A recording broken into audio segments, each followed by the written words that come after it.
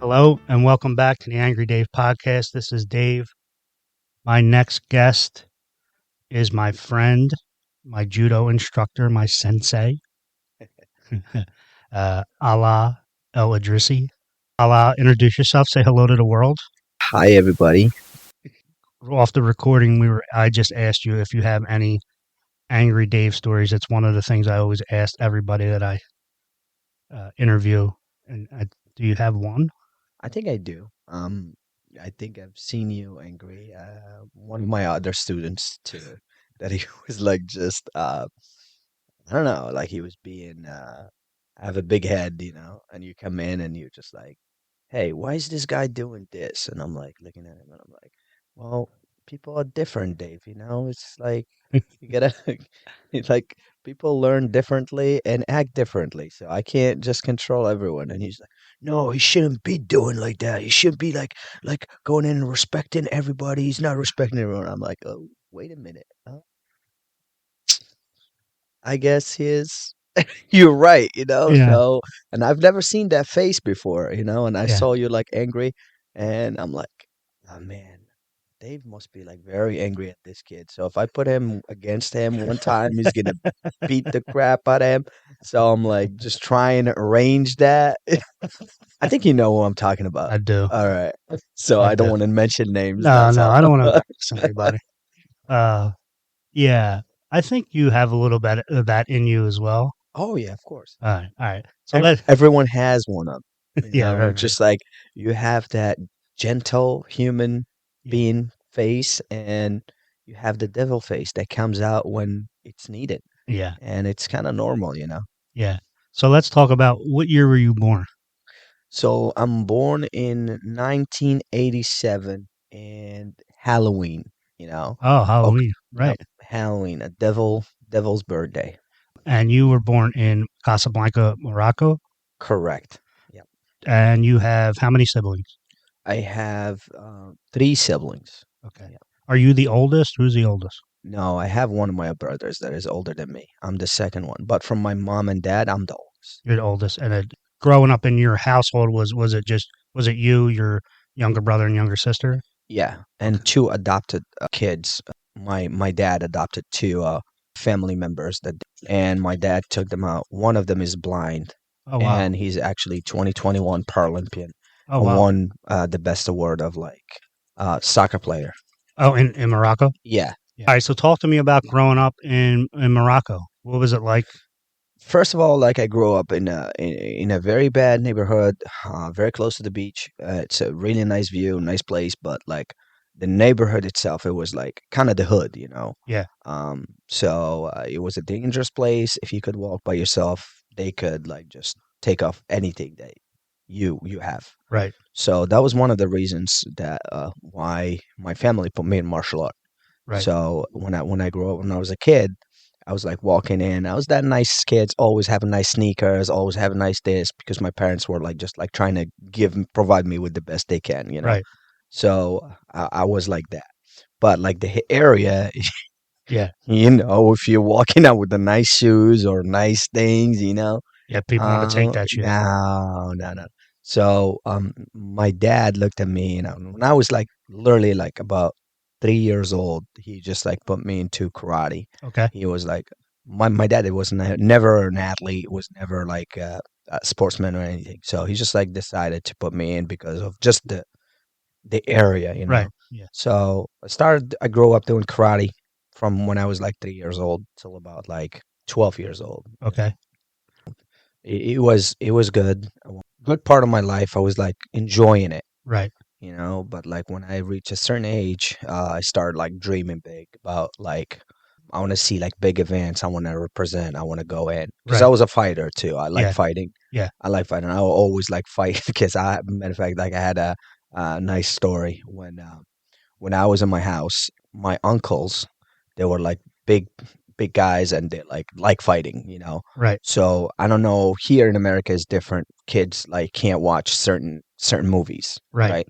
But like in my country, it was like no requirements, like nothing, you know. Right, right, So right. my uncles are like watching Bruce Lee, Yeah, Jackie Chan when I was a kid, you yeah, know, yeah, and and I see Jackie Chan and Bruce Lee like jumping in from window, you know, yeah, and doing yeah, all that crap. One time I was like sitting down and everyone is focused in the house, you know, and we're like in the second floor yeah, and everyone is focusing. Everyone is like sitting down, and I'm not, like Jackie Chan just like open up the window of the second floor and said, "Yeah," and just like jump all over. And I'm yeah, like, "Wow, that was cool." So I looked at everyone. I turned my head to turn in, and I looked Jackie Chan, and I went straight to the window.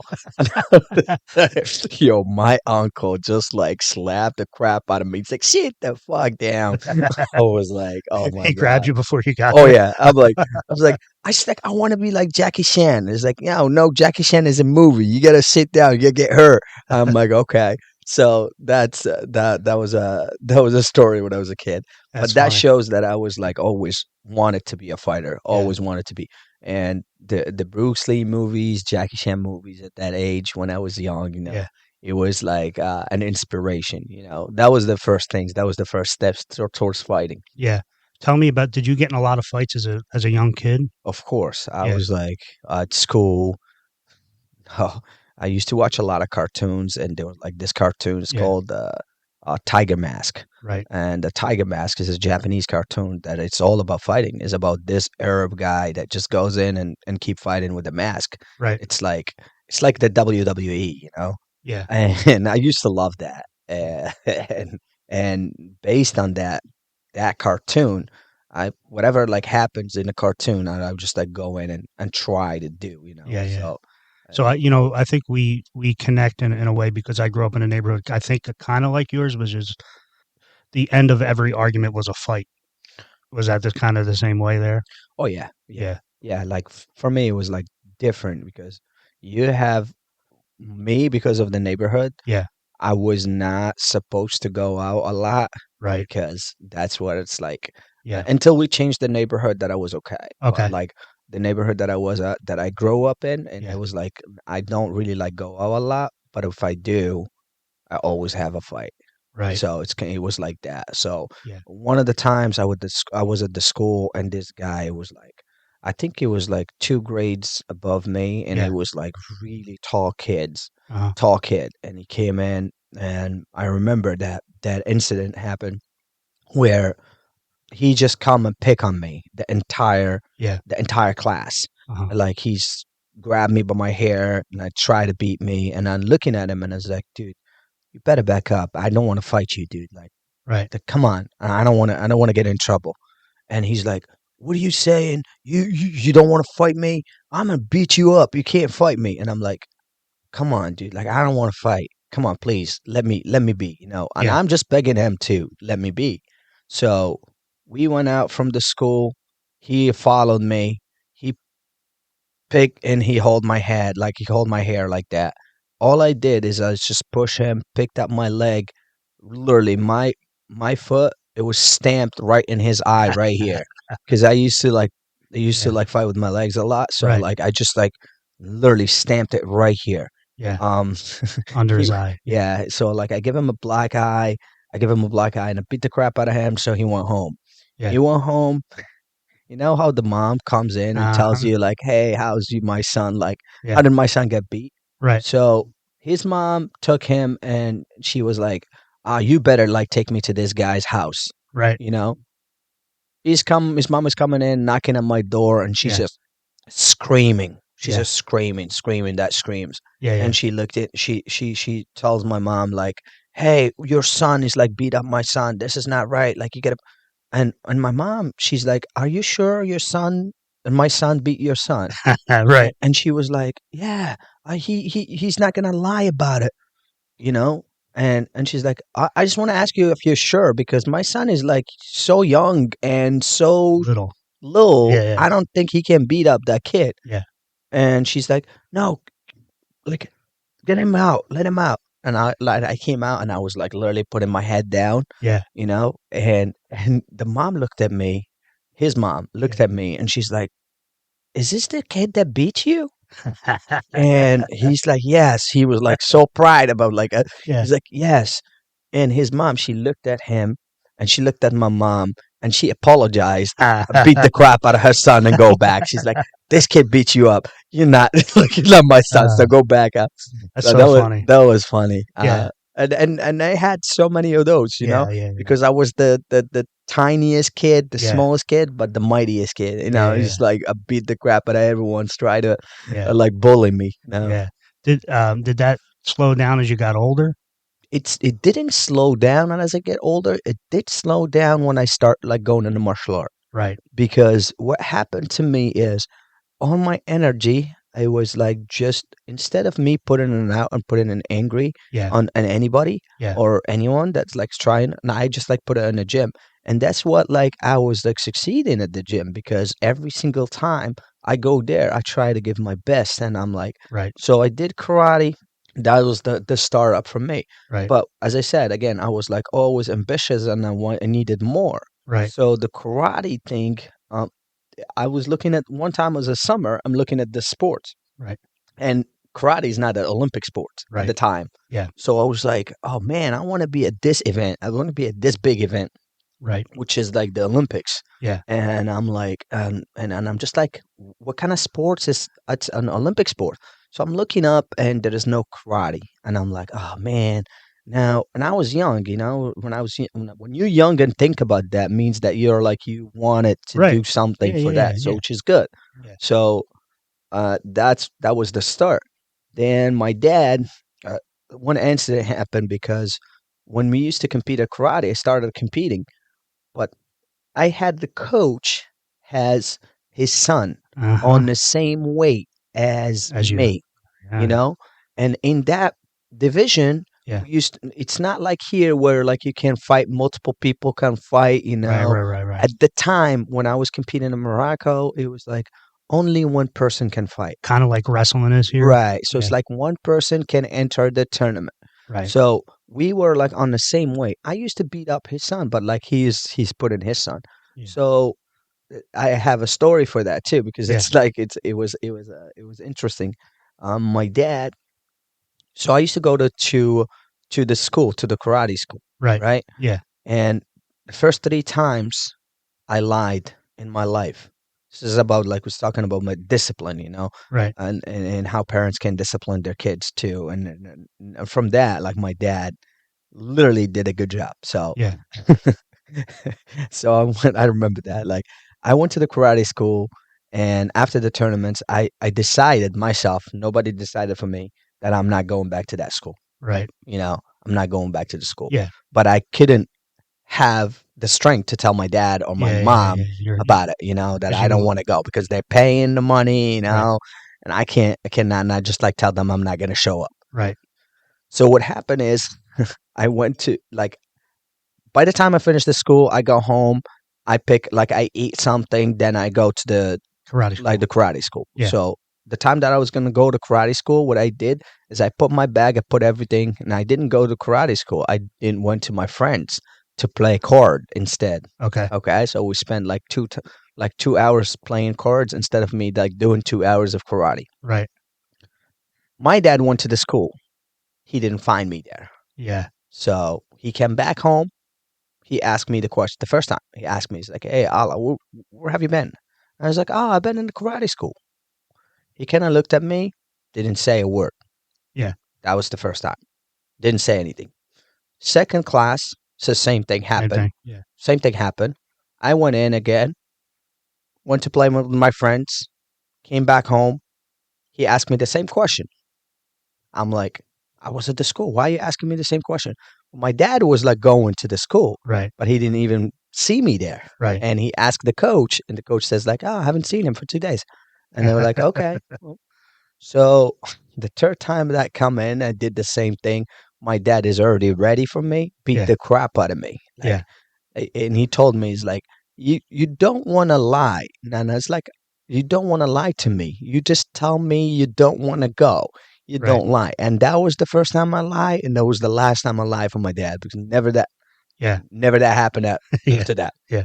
Because I got like a Pretty good beating. Oh yeah, Yeah. oh yeah. But I was good though. Yeah. Like I mean, it's a good thing, you know. Yeah. It was good for me. Right. So it was like, hey, you do not want to lie about things. Right. You want to make sure that you're telling the truth, Right. and that's what's going to lead you to something. Yeah. I So it mean, was that's what I tell my kids all the time. There's nothing you can tell me that's going to surprise me. Just don't lie. right. There's no reason to lie. Right. So, and I was like, hey, the karate not an Olympic sport, and this guy I want to fight, and this guy is not putting me into tournaments. So I start putting all this together, and he's like, okay, so that's not a problem. You don't want that, you don't like that. We can put you in something else, but Right. you're not gonna be sitting around and playing cards Yeah. with the kids. Yeah. That's it. Right. And I was like, so what do you want me to do? And he's like, I want to do like I want you like I have a friend of mine that has a judo school. Yeah. And I'm like, judo? No, no way. I'm not going to judo. Right. And he's like, what? He's like, oh, judo is so violent. Why? Because as I was entering the tournaments to watch the karate, Yeah. before that was a judo tournament. Gotcha. And the guy threw a guy Yeah. and broke his arm. Yeah. Yeah. So in my mind, as a kid, it was nothing but just like that kid got his arm broken. So I'm Right. like, nah, I don't want to do that. Right. So it was like that. And he's like, no, no, no. You're just gonna go to the gym. You're gonna try. And that's what I'm gonna say. Like the roles of a parent, Yeah. it's very like if you're a parent, you're the one that you're the one that decide for your kids, Right. not your kids decide for you. Because a lot of parents are like can see it now from a coach. A Right. lot of parents let their kids decide, Yeah. but like they don't really know what's good for them and what's not. Yeah. So my dad was happy at that time. What he said to me, he's like, "You're doing this for you. You're not doing it for me. So Right. you're doing this." When he was saying this, he's like, "I didn't even understand it." Right. He's like, "If you want to do this, you're not doing it for me. You're doing it for you. Right. This is gonna be good for you long Right. term." Right. But I was a kid. I didn't even know what that means. Yeah. Like Yeah. he's pushing me to go to karate, to judo. But that was my thinking. Right. And we're here and we know each other because of that same thing with me and my kids, right? So it's my older son Jacob didn't really like any sports that I liked. I was a baseball player, a team sport guy, and for me it was never about competing for him. It was just about doing something athletic and keeping yourself in shape and just helping to guide him. And I think that's the same thing your dad was basically trying to do, Right. right? Pushing you in a direction to Directing you.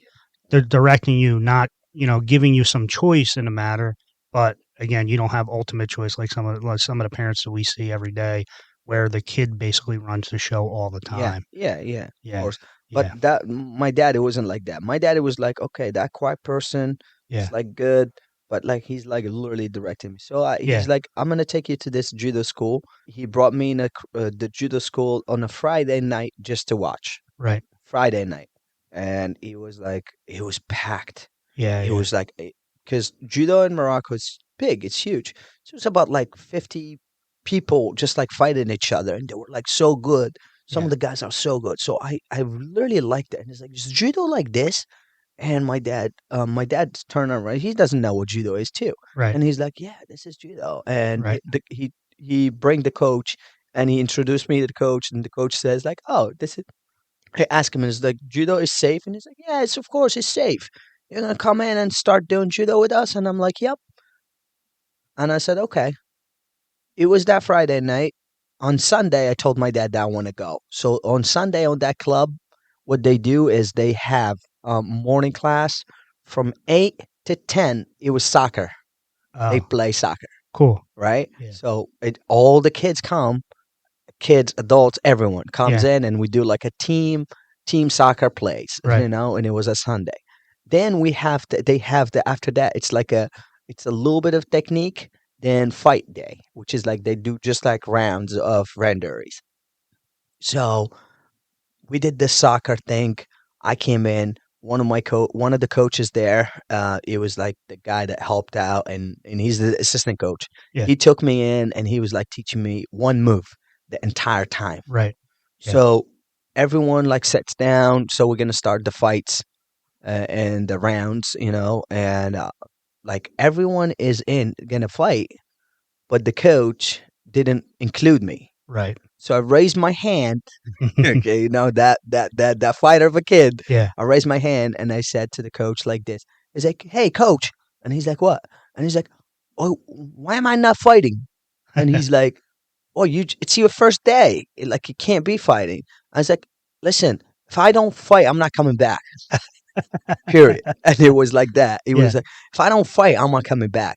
And he's like, "Okay, okay." So he gave me this kid that he was about a national champ at the time, Yeah. in my weight division and this. And he's like, "Okay." So he told him his name. He's like, "Hey, Hamza, like just go and play with him. Like, Take it. Yeah. take it easy on him, you know." Right. So picked up the kid, throw him in 5 seconds, nothing with the move that just the coach showed me. Yeah. And the coach, he was like, just surprised. And he did the match again, and I beat the crap out of the kid. Then he did it again, and I beat him up. And he's like, "You're lying to me. You've been doing judo." And I'm like, "I swear, I've never been doing judo. This is my first time." And he's like, "Well, you're like doing this technique so good." And I'm like, "That coach right there, he showed to me. His name is Ali. Actually, he's in America right now. Yeah. So if he heard this, he's gonna be Yeah. happy about That's it, you awesome. know." So he's like, he's like, yeah, he showed me this, and I throw everyone with it. Yeah. And he looked at me and he's like, "Oh yeah, man, you're talented." Yeah. So he came in and talked to my dad, and he's like, "Hey, your son is like very talented. So what you're gonna do is you're gonna get me his paper, and his this week we have regionals, and we can put him in." Wow. It was like a week. Wow. Then I started fighting, and he put me in the regionals.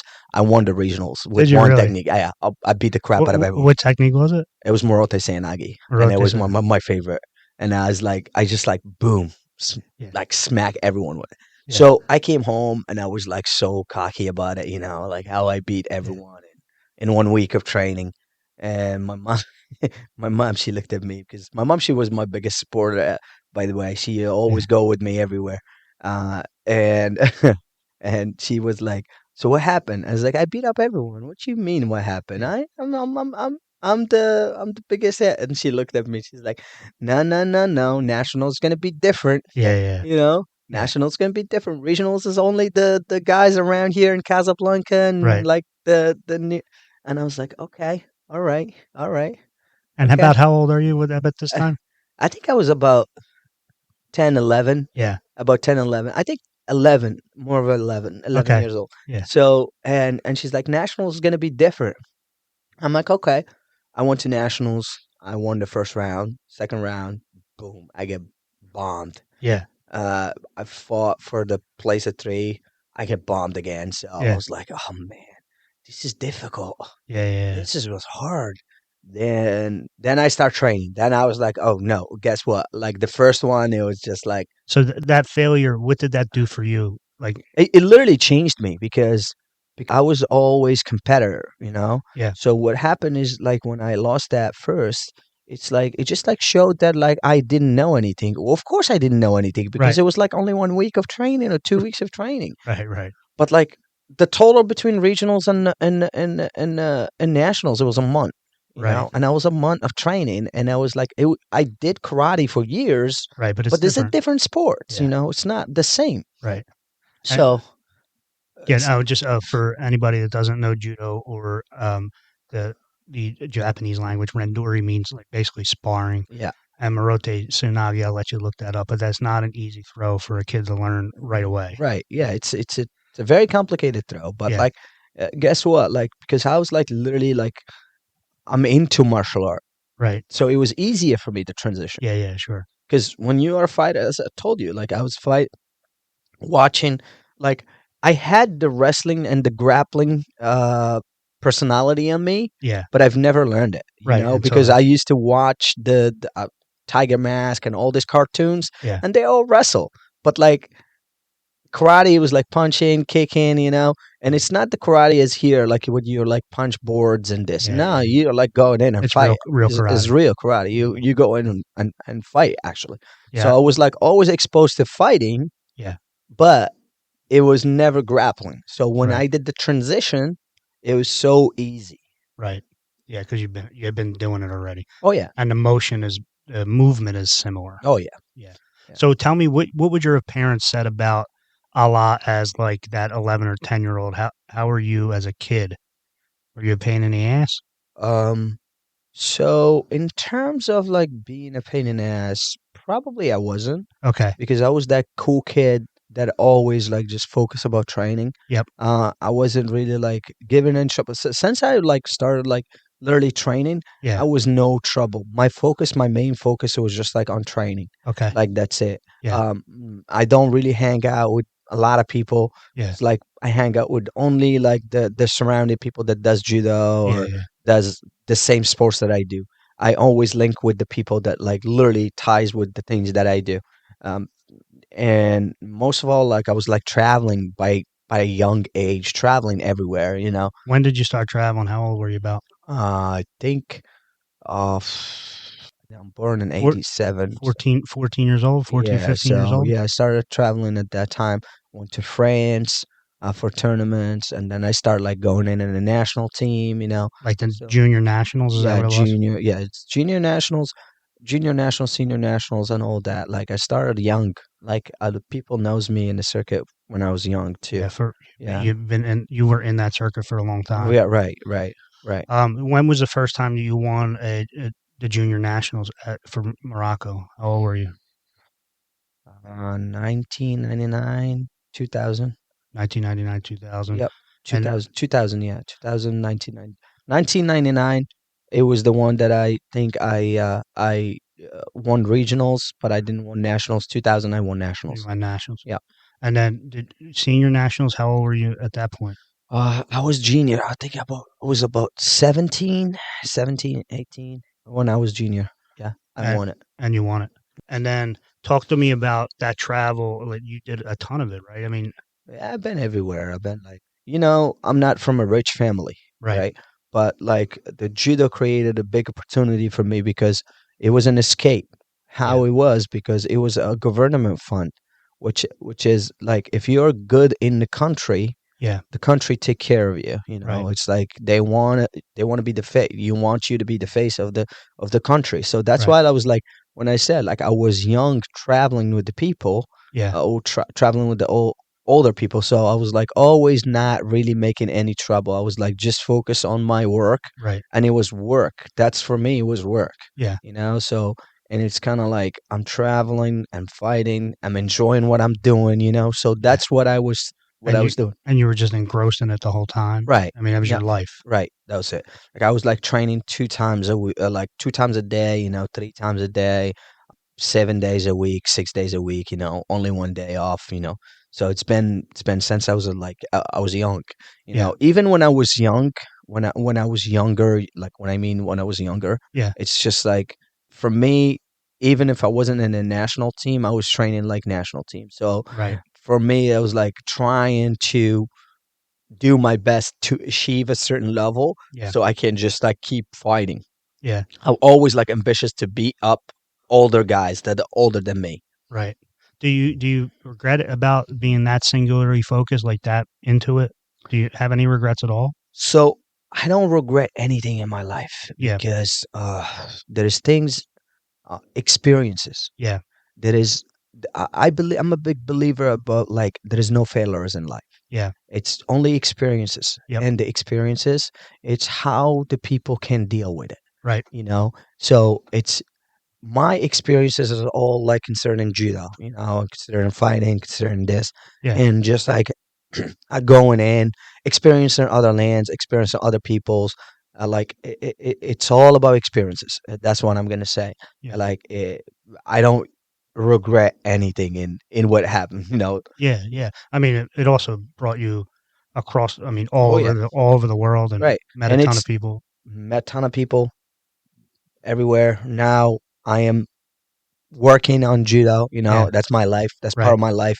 I married someone like through judo. Yeah. So it's kind of like judo it was always a family to me, Yeah.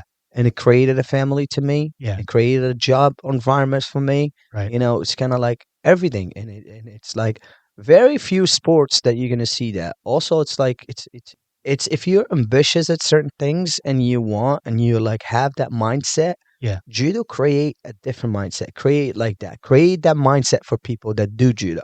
Right. you know. So because you're always trying to achieve the best Yeah. and trying to go and get the best. Right. And that's why, like, that mentality, you can put it in anything. You can put it in work. You can put it in, Yeah. when you put it in anything, it can just like work. It can That create. that discipline and Right. yeah, that Right. showing up every day and putting the work in. Look, it can't be in any martial art. Like, this is what I'm going to say. Like, any martial art can say, like, hey, we have the discipline, we have this, we have that. Yeah. But judo is brutal. Yeah. Judo is, it's a very difficult sports, and the people that does and succeed and excel at judo are very talented people. You Right. can't be just not talented and excel at judo, Right. just like that. And their mindset is very different, and that's what you see. Like, when you see, like, all this MMA fighters that like succeeded in judo and went into like to MMA and succeeds, like Ronda Rousey, Yeah. now Kayla Harrison, Right. there's Hector Lombard. There's like some of the biggest names that excelled in MMA world, which Yeah. is like the mixed martial art fighting. Right. And Well, they're like judo players, but what made them excel at that level is their mindset. right. And judo created that mindset. Right. That work. Right. It's a Yeah. work ethic, and Yeah. it's like these guys are like just like boom, liking that and going that. Yeah. And we were talking about it a little bit today, but in a judo match, there's no forgiveness. No, The judo match can be over in a second. split second. So you have to be ready and aggressive from second one, or it's It's trouble, over. or it's over, Yeah. which is more practical for the street too. Yeah. So what I'm gonna say, it's like, uh, judo. It's not a forgiving sports. It's like it's you go in, you go out. You could be like just going in and boom, you Yeah. lost the match. Right. So it's an unforgiving sports. Yeah. You come over to the U.S. When does that happen? When do you do that? So so as I said, like, I don't regret anything that Yeah. Yeah. happened in my life. Yeah. When I was in Morocco, I was top 10 at the time in 2000, um, 2010.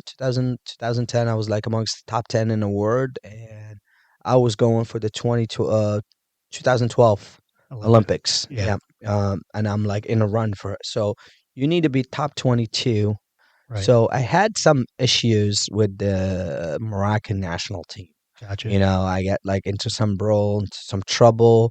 The manager didn't like me. It's a lot of things that has been happening, Right. and so I decided to not stay in Morocco. Yeah. A lot of people would like choose to just like stay in my place Right. because I was amongst the highest paid athletes there, and I was like, just I could just like stay and get paid, and nothing happened. Right.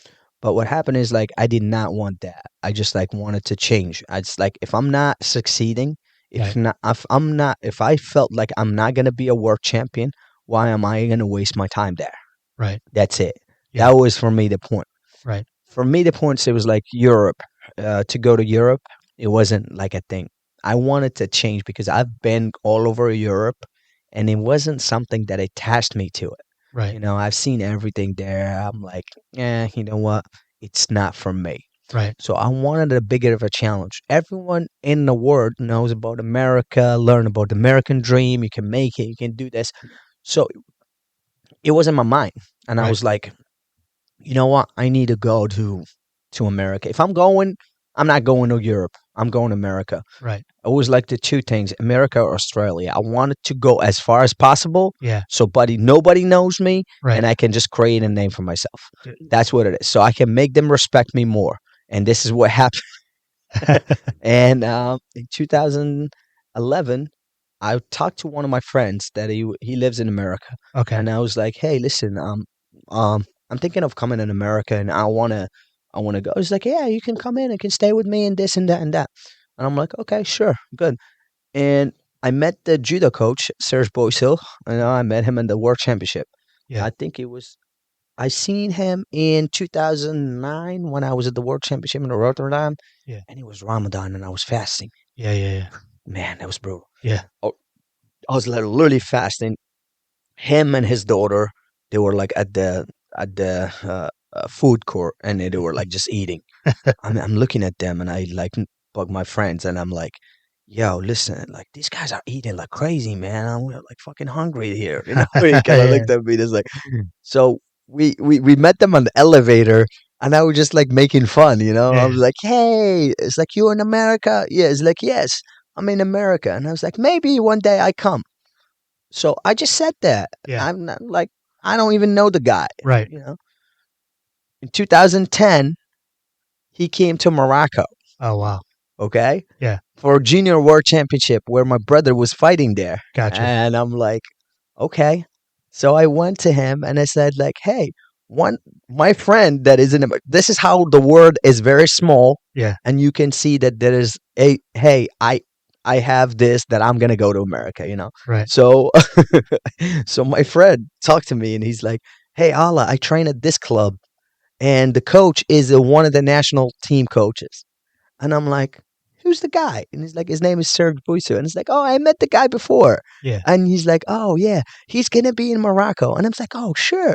So my friend told me that, like, hey, when he comes to Morocco, just take care of him, like ask him if you need anything or something. Right. So I approach him in the Moroccan World Championship, and it's like, "Hey, Serge, so my friend Morad, he like told me that you're coming. He told me that he trains with you, and I'm just trying to like my English he wasn't really that good. Right. I'm trying to just like tell him things, Yeah. Communicate. Yeah. communicate with him, and I'm like Morad, and he's like, oh yeah, Morad trains with me, and I'm like, yeah, he told me. I mean, I'm saying half words in Arabic, half words in French Yeah. words in English. Right. My English was so broken. So he's like, yeah. Then it's like, if you need anything, let me know. And he's like, okay. So, and I told him again, it's like, I might come to America. He probably just like said, yes, okay. Right. As everyone else, but everyone wants to come to America, of course. Right. Right. So, so, so yeah, that in April 2000, no, March 2011, I fought nationals in Morocco, and before that, I got my visas, I got everything. I went in and got my visa for America and everything. So, and I told my mom and dad, I was like, this is probably going to be my last nationals, Right. and they were like, why? And I was like, because I don't think it's going to go my way because these guys don't like me and they're going to just like do things to me, but I want to make sure that this is going to be my last nationals. Then I'm going to leave. So I'm going to fight nationals. Right. It doesn't matter what's the outcome for it, Yeah. but I'm going to leave after that. Right. So they were like, okay. Fought nationals. Again, lost in the final. Like I just yell at everyone. I said like, hey, this is you guys are bullshit guys and this and that. And I Right. just said like, I'm not doing judo anymore. Right. That's it. Came in April 2000, like that week. It was like, I think the last week of March. April 2000, like April 11, I was in America. Oh, wow. I came to I came to my friend, at my friend's house. So I stayed with him for a couple months. And I just like, when I came to America, I was just like trying to do 3 months to just like figure out What do you want to do? what Or I want to do, yeah. you know. So I was like, okay, so I'm gonna stay for 3 months. I'll stay with my friend and this and that. So my friend was like, okay, yeah, you can stay with me. So I stayed with him and everything. And after that 3 months, I think he was like going back to Morocco. But like when we were here, he was like, you don't want to go back to Morocco. That's it. Like you came in. Like, why would you want to go back? Right. And I'm like, what I'm gonna do in here? I don't have anything to do, you know. Yeah. So it's kind of like for me, it's kind of difficult. I can't find like you can't work, you can't do anything, you can't have a job, you Right. can't have anything. Right. And for me, I didn't even have an education for job, so I needed to do judo. Right. And what I was thinking about judo here, it wasn't the same thing. So Yeah. like in Morocco, you get paid, you do a lot of things. They do a lot of things for you. Right. Here is kind of totally different. Yeah. You Completely. know. Yeah. Plus, I'm not even a citizen, so it's kind of like for me to just like get in and do it. Like I have to work, I have to do a lot of stuff. But like my friend, he was like, "No, you should be like you should stay." Then Serge, he was like, no, you should just like stay. You don't have to do this. Like you don't have to go to Morocco. Like just like stay here. We do an extension visa for you. He gets somebody, one of his friends, Michael Drummond. Yeah. He was like a really good help for me. You know, he was helping me financially and everything. So looked for a lawyer. He got me into, and they were like trying to change my visas and everything. So they did a lot of things for me. So I appreciate those guys a lot. Yeah. Serge included, his family, his wife Liz, and Mike Drummond also was like a really big help. Yeah. Big Greg, and then there were a lot of people at his. That's what I'm saying about like judo community. Yeah. It's one of the best communities you could ever have. You know, I came in with no English at all. Yeah. You know, zero English. I came and I stayed at his house. I was like staying for free, eating, like training. You know, Yeah. so who For can do that? Like, yeah. but like I don't think any other communities can do that. Like Yeah. bring No. somebody that they don't even know Right. to stay at his place. You know, And that's it's Serge and his family. yeah, that's Serge and his family. So I stayed with my friend for a couple months. Then Serge took me over and he's like, you can come in and stay with my house. You have to be just like training with the kids, training with his kids. So I was like coaching at his place Yeah. for a while, you know, Okay. And that's when I met my wife, Right. and You I met her met Kristen there. So is that Rhode Island? yeah, it was in Rhode Island, back in Rhode Island. So that's when I met my wife, and it was like, okay, so this is what I'm saying. Like that's the community, you know.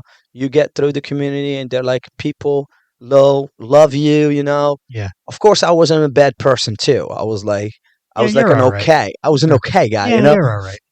I'm just You know, I'm not trying to. Yeah, because experiences yeah. from experiences, people are like just not 100% sure that you're gonna get what you're gonna get, you know. Right. Yeah. So it's people and people. But I Right. was always like just like focus on my thing, focusing on my judo, focusing on the things that I want to do. You know, I'm not messing around. I am coming here for a purpose, so that's why. And they were like always pushing me to fight, and they're actually like the ones that like kept pushing me until I keep fighting. You know, Yeah. Yeah. Yeah. because when I decided to get out from Morocco, I decided to stop. You were going to be done. Yeah, I was gonna be done. That's it. Like, and when I came here, when I did that, I did the entire. I think I've done every single tournament. Then when I went to the tournaments here, I wasn't even warming up and beating up everyone. Yeah. I think for the first 2 to 3 years, I don't think anybody scored at me. Really. Like, yeah, I was like going in tournaments and just like not even warming up.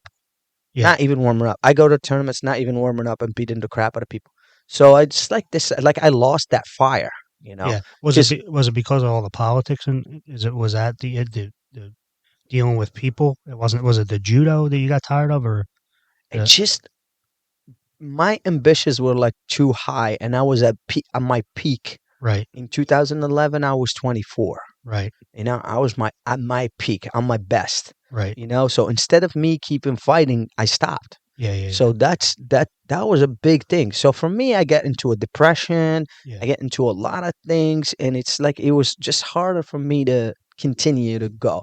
That Right, fire of fighting, it wasn't. And plus, it was not when I was competing here. Like nobody was like beating me up. Like it was just different for me. It was like, okay, so I'm beating up everyone, but I'm not allowed to fight international. You know what I'm right, saying? I'm right, just right, like right. fighting in America, you know. Yeah, I'm you get fighting for no purpose, right. you know. So for me that was like a big hit. That's what I went to a depression, Yeah, and in that depression it's like makes me like not change the weight division. When I changed the weight division, it was like for me it was like okay, I need to adapt to a new weight division, and in that like I was just like not really like lost interest of the fighting. right, So from 2012 to 2014 or 15, I was just unbeatable in here. right. Then people start beating me up. I start losing like local tournaments. Oh wow. Oh yeah, yeah, because I'm not training. Oh right. I I wasn't training. I Yeah, start losing at local tournaments, and I was like questioning myself. I'm like, what the hell is going on? yeah. Then doubts start like getting in my head. Right. Then it was becoming more of a mental game. Okay. You know, and it was like I got broken down. Like when I lost, I just like completely like Yeah. I went down, and I was like, maybe I wasn't good, maybe I'm not good, maybe I'm this, maybe I'm that, maybe I'm that. But it was just mental. Right. It was just mental because first I wasn't training enough.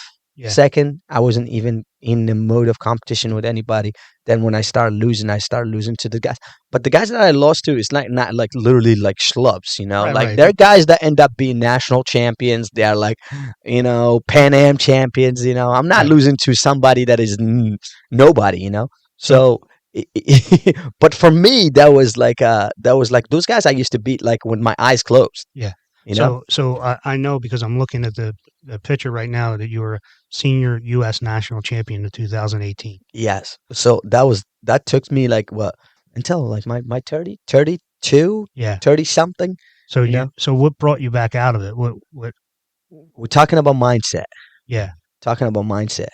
So in 2015, 2016, I wasn't even a citizen, but like a U.S. citizen. So in 2016, I was gonna get my citizenship. Yeah. So me and my wife were like sitting down, and I talked to her. I was like, "Yo, Kristen, so what's I think I'm gonna go back to fight again." And she kind of looked at me. She's like, "Yeah, you follow your hearts, follow your dreams. Yeah. If you want to do that, just freaking do it. And I'm like, "Okay, cool." I get the okay from my wife. Yeah. Because that's the thing. Yeah. And I'm like, "All right, well, I guess I'm gonna start fighting." 2016, we sold our house that I was in Rhode Island. Yeah. We took everything out and we went to overseas for 8 months. We did a big trip. We went to Japan, went to like Germany, France, Spain.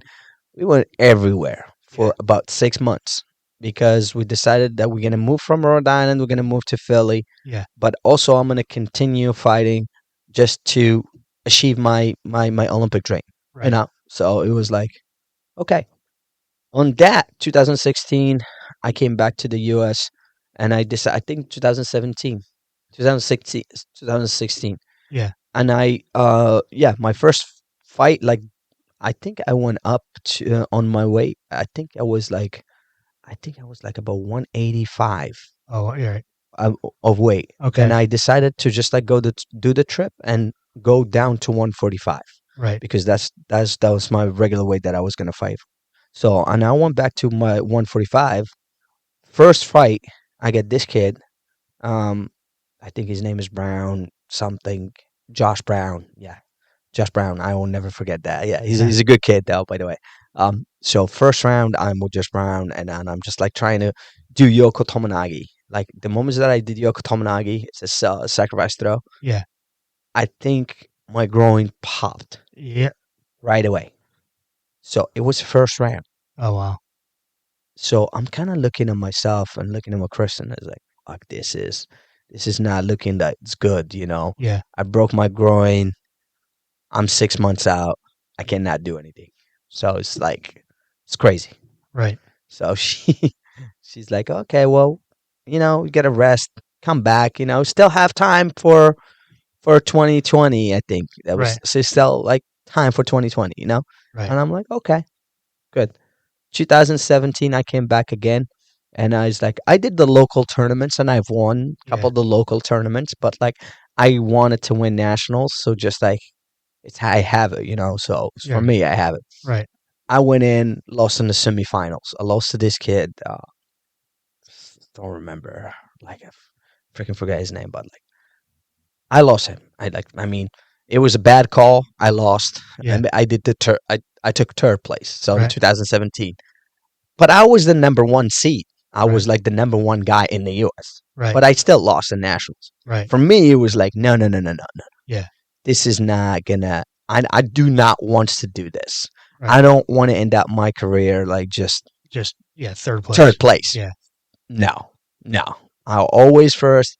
I want to come back to the first. Then that's why like I was like always chasing that. 2018 I come back. I remember I was the oldest one in I was the oldest one in the division. Yeah. So I walk in and this kid has two kids that I love, Adonis and Lakia. Two nice kids. Yeah. Adonis was like I think at that time before that was a Grand Prix medalist, and Lakia was a Pan Am's bronze medalist. So Right. And Lakia is trained here, right? yeah, he Yeah. came in. He came in and trained with us. So those two kids are like I just love. Yeah. So they kind of like joke around, And they looked at me and it's like, yo, Allah, you fighting masters? And I'm uh, like, wait a minute, wait a minute. Wait, these kids are like just messing around with me, yeah, both of them. So and then I just like, I put it in my mind and I'm yeah, like, guess what? I'm always going to be a master. So might as well just like go in yeah. today, show them what the master can do, That's right. Yeah, So I went in and boom, I won nationals. That was my first nationals for the US, just as a US as a citizen. Yeah, citizen, So and that's it. That was it. That was the story for the US nationals. yeah. And you were really pretty close to the 2020 Olympics, and then that shit, Yes. then COVID, right? So I mean, I closed out. I was top 50, Yeah, yeah.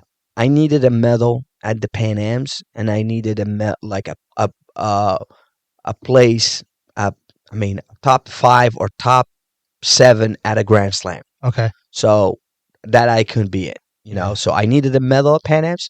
I qualified for 2019 Pan Ams, 2020 Pan Ams. I yeah. did not go to both.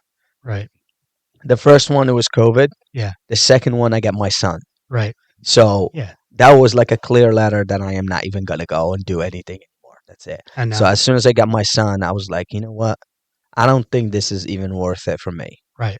Plus the COVID, plus the stress, Yeah. plus when COVID hit, also like we went to a depression mode. Yeah. I think a lot of people went through that too, but I did went through it too. So I stopped and my weight just like jumped from 145 to like I think I reached the 200, and I'm like, there's no way I can make weight.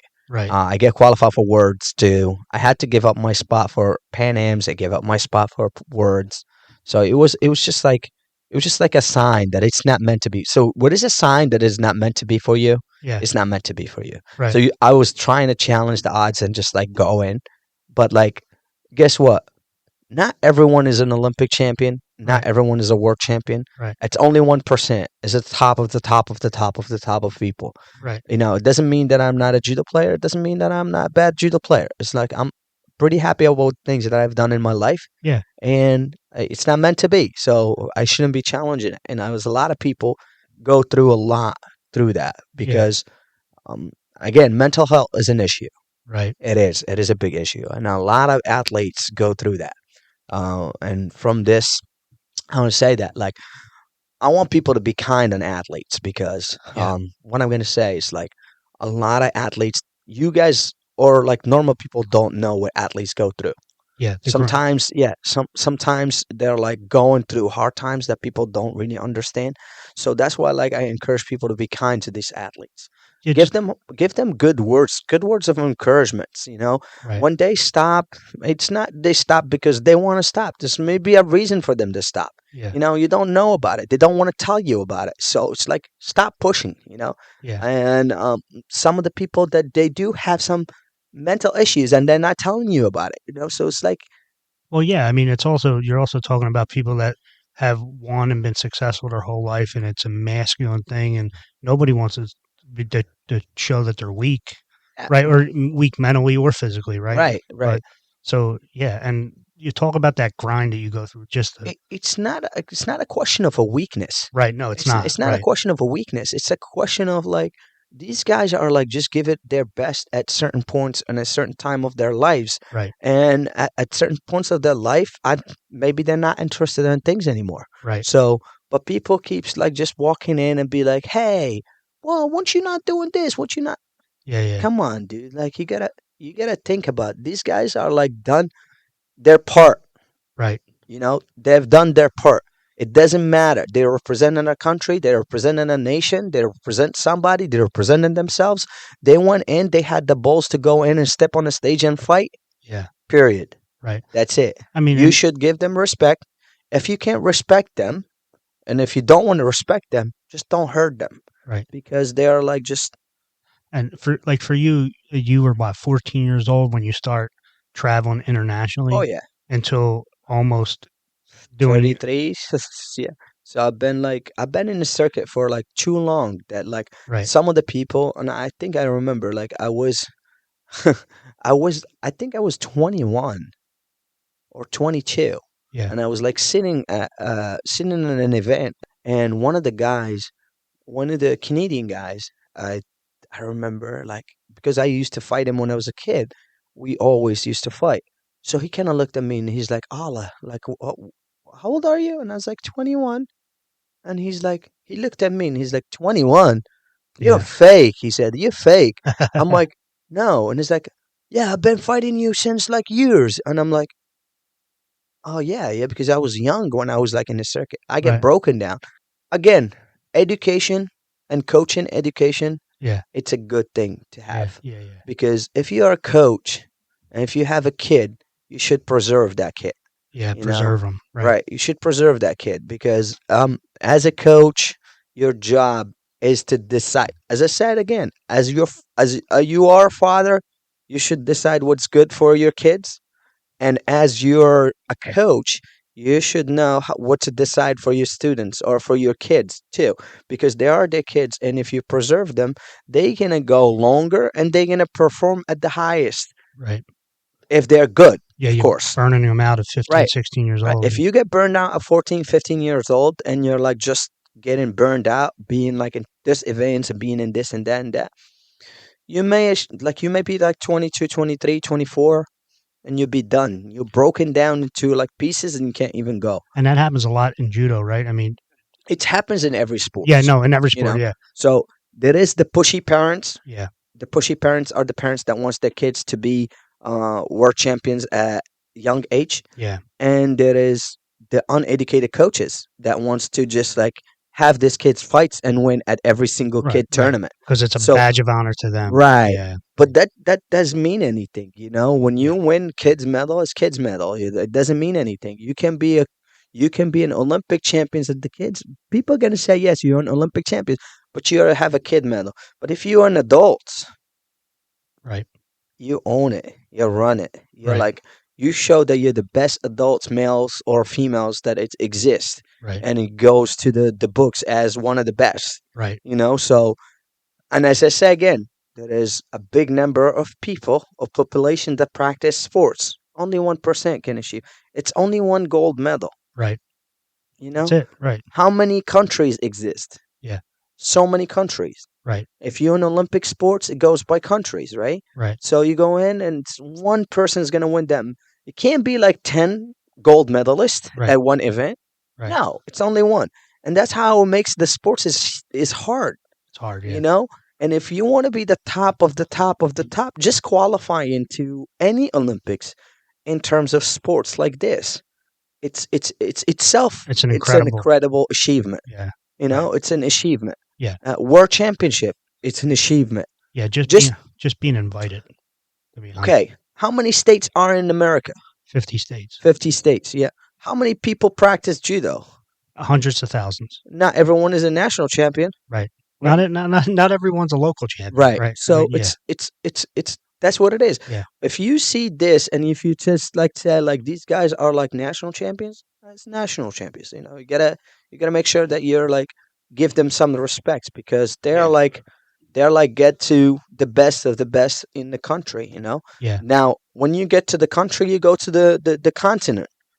Are you a continental champion? Because now like how many countries in the continent? Right. How many people? How many people would fight? How many? Millions. Yeah. Like you know, Yeah. it goes as a And progressive and achievements. then just to circle back on that mental toll, to reach a level just to even compete in those competitions, the level of commitment that you have to have and the mental toughness Right, over time is tremendous, and it's a right. tremendous grade on the soul over time. Oh yeah, No matter if you're successful at it or you're not. or not. Yeah, Yeah, but I'm saying like what you get from this is the mental, yeah, is the mindset, right, is the mindset. Like when you get a judo player, it's like us always have what I'm going to say like a growth mindset. yeah, Like he's always trying to grow. He's yeah, always trying to be the best, and that's like what's what we walk again to coaching. You know, yeah, as a coach, how do you make your guys think that way too? yeah, You know, it's kind of like you're always looking to improve yourself at a certain level. It doesn't matter what level you start at. but it's a continuation of progression. It's like level 1, level 2, level 3, level 4, and you keep going up. Yeah. So all right. So now you are a father now, and you have your own judo studio. Let's talk about the judo studios real quick. So anybody who's looking for judo in the Philadelphia area, you have two places where they can come. Right down in Center City, Yep. 13th and Bainbridge, and then up here in Mount Airy. What's the address here? It's 7153 Sprague Street. 7151 Sprague Sprat. Street. Yeah. Yeah. Um, and you offer classes 7 days a week, correct? Yes, correct. We have like between the two locations, we have like two, like 7 days a week. We have kids classes range from 4 years old to 5 years old, from 4 to 6, then from 6 to 12, then 13 and plus as an adult. Right. We have also at the Mount Airy location, we have Jiu-Jitsu. The Jiu-Jitsu program is not run by us, but it runs by Atraxis. And yeah, that's all. Randy from Atraxas, who's excellent. I've taken some of his class, and we call him Donkey Kong because he's He's enormous big, and yeah. tough, but he's still Yeah, he's a smooth. good guy too. And he's a great guy and smooth as hell on the ground, which is weird to see such a big Right, guy be right, so smooth. right. So, and then talk about to me about being a dad. What's that like? How's that changed your life? Different. It's a different feeling. I don't know how to experience it, but when I it literally changed my life. Yeah. When I had I it made me like wish if I had my kid years ago. Okay. So this is how I was thinking. Yeah. My kid, it filled me with joy. Yeah. He is filling me with play. I can see myself in him. Yeah. I can see things that it's just like I'm very ambitious of being like trying to be a good dad. Yeah. That's all. Like I'm trying now. My focus went from competition and succeeding in competition to wanted to be succeeding as a dad and trying to be a good dad by providing the best I can provide for my son and family. Yeah. So it's kind of like changing that mindset again Yeah. and trying to put it towards like improving myself, Right. improving my quality of life, Yeah. improving my personality too, and improving all the people around me too. Yeah. So instead of focusing on judo competition, it's focusing on family and building your business. Building, yep, Yeah. yep, yep. And building that family through your business. Right. Yeah. True. True. Yeah. Because I consider my like judo school and like my students as a family.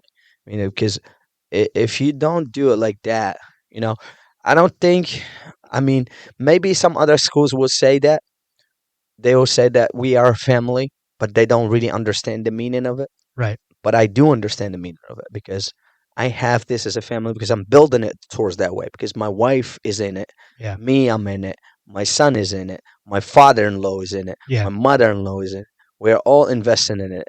So it's kind of like it's my friends that becoming my best friends are like people that teach at my club. It's kind of like it's a family, Yeah. you know. And people's families are in your Right, judo club. right. Right. And now it's like what's good about it, it's like my students' families bring in other families and they just join and bond together Yeah. and they're all growing together. And I can see fathers like yourself and your kids are like growing with you and like spending much time on the mat, like just doing something that you guys all do.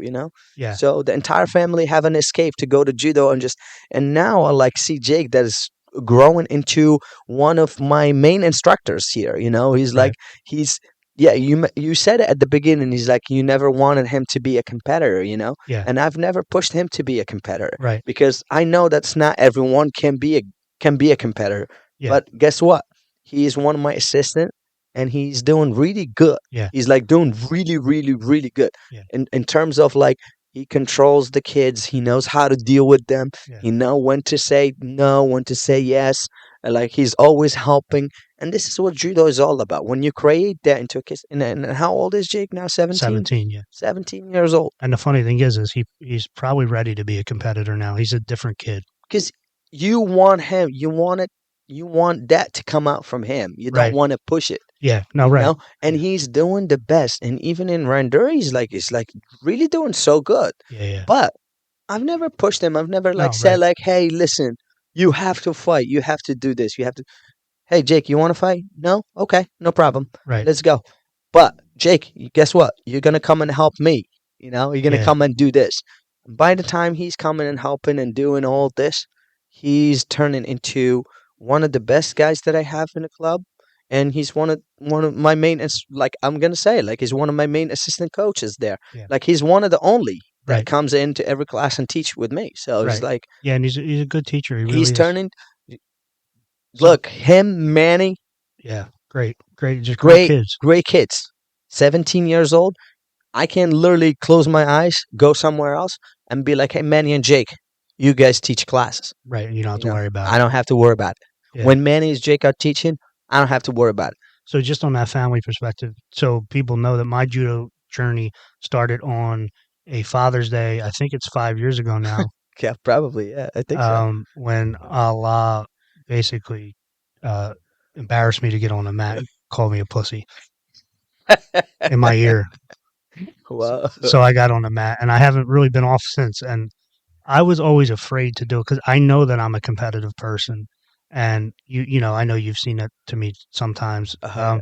And I was worried that I would overshadow my kids, but Kristen and you convinced me that I was overblowing it, and I was. So I was wrong about that, and I'm glad. And it's done it great for me and Jake in particular, just to give us that time together. Time is a big Bonding thing. time. Yeah. It's like Time's a big thing. At times, a lot of time with your kids, and some doing the same thing. doing the same It's thing. it's I wish sometimes I wish my dad would Yeah, did the same thing with me. right. I'm like, It's neat. my dad was the biggest part of my life because he was a supporter. He's a financial supporter, Yeah, and it was the supportive man. yeah, He used to drive me from my school yeah, to the house to eat, drive me to the judo school. Stay waiting for me for hours outside, just yeah. sleeping in his car till I finish. Really. So it's kind of like I wish that my dad went in and spent that time with me Yeah, inside, just being there. just Yeah, being in a fight. It doesn't matter if he's gonna do good or not, but like yeah, sometimes I was feeling that way. yeah. I So sometimes I think too. It's good for my kids to see me struggle and fail and get up and keep of course, going. You know. look, you said like struggle and fail, and I told you there is no failures in Yeah, yeah, sports. yeah. Like there is no failures in sports. If you put it in your mind that there is failures, it doesn't exist. It's just experience. Right, Like you experience it getting thrown and you coming back in and fighting another guy again. right. Now, what's failure about that? No, nothing. You're right. Nothing. Yeah. No, I Nothing. mean It or just just being able to deal with disappointment. anxiety. Like you're dealing with that and you're dealing with like, and that's what teaches you. That's like you actually when you go to a tournament and you said like you lost or you did this or you did that. Okay, you lost a game or a match with somebody, Right, but you're like you won a lot of other things. You right, came in, you show up, you warmed up, you've been in a place that you never been. You like you see right, see the positive from the negative instead of like you're just thinking negative about your that match. right. So it's like the people that you met, the people that you're the it's a lot of things. It's a lot of things. That's how I see it nowadays. Because before, yes, I used to beat up myself about losing because I was like, "Oh my God, I didn't achieve this, I didn't achieve that, I didn't achieve." But that's not right, because if I kept thinking that way, I would never be where I'm at right now. Right. So I think I'm doing good. I think we're like in a successful school right now. Yeah, We started with only 3 people. We've ranged in between 100 and 120 people. We yeah, have 2 locations. We're growing in a pace that we are okay with. So we're trying to improve the judo quality in all Pennsylvania area yeah, of Philadelphia area. So trying to educate other people about what judo is, yeah, and this is what's like keeping us going, and there's no failures in that. It's just like improving, yeah. ourselves, improving the lives of people that is around us. The journey. That's it. It's the Yeah, journey that we're taking. I took this journey as my own journey, and I'm trying to give it to other people so they can better themselves towards it. yeah. So that's my question generally is, what's your plan for the next 5, 10 years? Raising your son, building your club. So I have a lot of things in mind. So My next step is building this to uh, be a good club, good, well-known club. Yeah. Maybe choosing a job position as maybe I don't know, like it's in the building to become one of the USA judo coaches or one of the national judo coaches overseas. You Yeah. know, that's my goal. Okay. As it was always my goal to be like one of the national judo coaches. Yeah. So I can give up things onto that, but like if it's an opportunity for Right. me Right. to challenge myself Right. as a coach, Yeah. because for me to build up a school, I am doing it. Right. To improve people's lives, I am doing it. Yep. To be with my kids grow up. Do I'm gonna force my kids to do judo? No. I'm gonna let my kid do whatever he wants. Yes. I'm gonna have him go to judo. Of course, Right. you Right. know he's gonna be in judo. Yeah. He's not gonna be forced into judo. Right. If he wants to be doing it, he's fine with it. He Right. can do it. Right. Um, my other goal as national, like what I'm saying, like I want a new chapter in life, which is being able to produce a word level competitor. Gotcha. Now for now we're producing local Yeah. competitors, national competitors. We of course have like national Paralympics. We Yeah. have Liana and Andre right now that they're like doing so good in the international Yeah. circuit.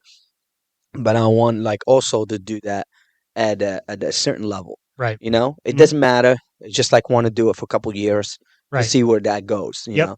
See if I am fit to the position or not. To be that To type be of that coach. type of a coach. But that's one of my goals.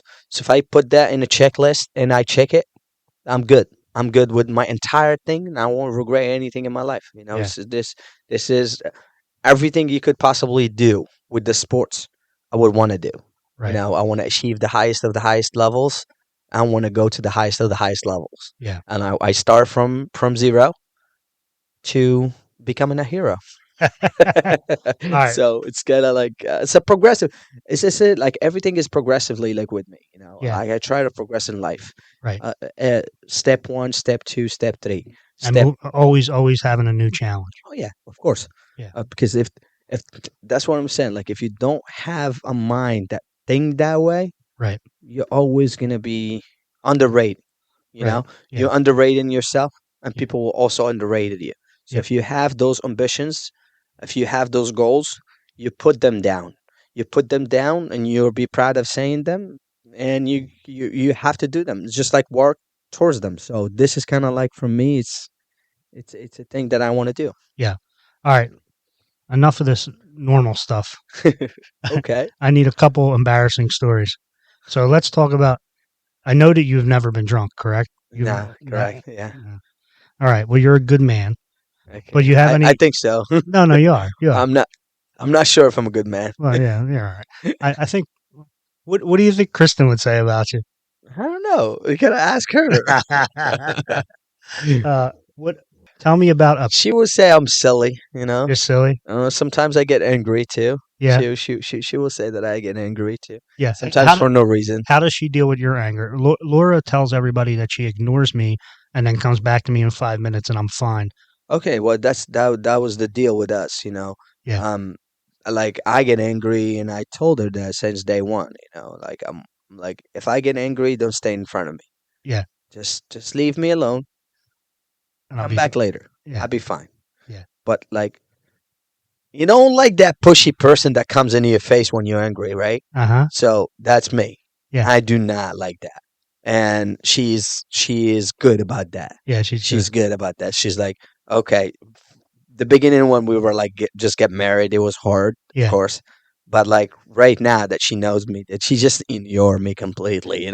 I can just be yelling to myself the entire time and not. And she's like, okay, oh, he's gonna be okay. And I'm like, okay, I love that. So it's fine. I've seen it and it makes me laugh because Laura does exactly the same thing. Yeah, because there's no way you can just like be like, "Are you up?" and she is gonna be in your face, and you're gonna be up. Yeah. Things not gonna end well. So, You have any pee, puke, or fart stories you want to tell me? of course, I have a lot of those. All right. I mean, uh, was like me doing jujitsu with. That was just recent. Yeah. This Yeah. was just recent. Uh huh. Me doing jujitsu with my boy Troy, Okay. and my mom. She was here. Yeah. My mom. She was in the state, and she was like just like on watching us. Right. And I think Troy just picked me up and like he's like trying to pass my guard, Yeah. and he literally put me from my hip and put me up, Yeah. and I was like literally I had a lot, I eaten a lot, so he squeezed and I just farted in his face, Right.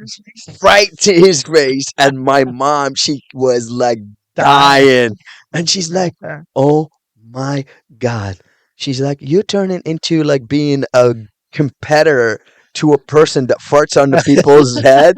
And no, like I told you that my mom, she was my big support. My Yeah. mom, she never done judo, Yeah. but when she steps on, when she sits here, she Yeah. can literally tell you the Gokyo Waza. Right. She'd be like, "Hey, this is Marote Seinagi. This is Ipan Seinagi. This is the," Right. because just from watching, Right. For all those she years. used to go with me for a lot of years, and she just watched me, So it was funny that like she sees me, she's like, "Oh, you're not competing anymore," but she's just farting in people's head.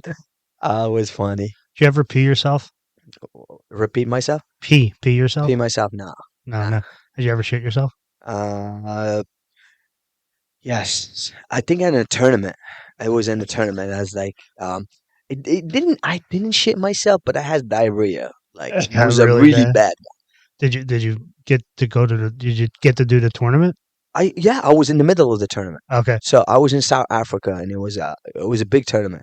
I think it was like Olympic qualifier for 2008 Olympics, Yeah. and I was I was there, and my Japanese coach. So we're supposed to start at 9 a.m. in the morning, Yeah. and that's what's the start tournament. So I supposed to start at 9 a.m. At that day, I did not start until like 6 p.m. PM. Oh wow. Right, because my weight division starts like till 6. Right. So started at 6 p.m.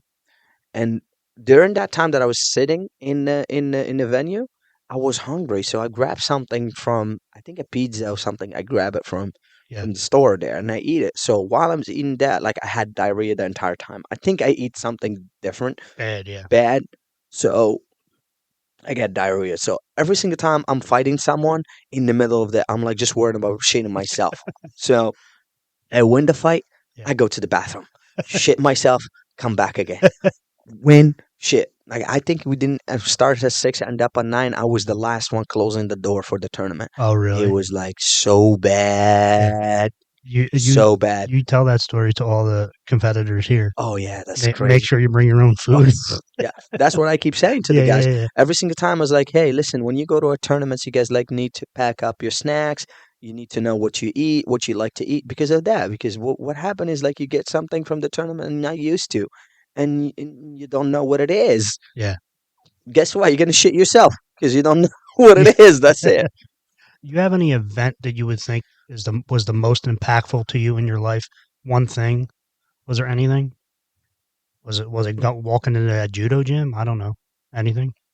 World Championship in 2007, Okay. the Brazil one. Like Yeah. I like that was impactful for me because I think it was my first senior world championship, and it was the first time I'm ever gonna compete, but didn't compete junior. Junior, I competed senior level. Yeah. First time facing the European champion and the guy number one that is gonna win, like that's gonna win the tournament. The number one seed Oh is wow. gonna win the tournament. I end up beating him up. Oh, you beat him? Yeah, That's amazing. I killed him, not just beat him.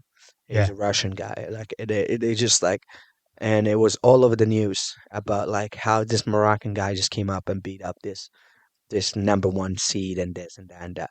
Right. Before that, I throw up about 4 or 5 times. Yeah. My coach came in to me and he was looking for me because he thought that I disappeared because I got the number one and I was scared. Right. So it was like he thought that I was not Of- gonna show up, Right.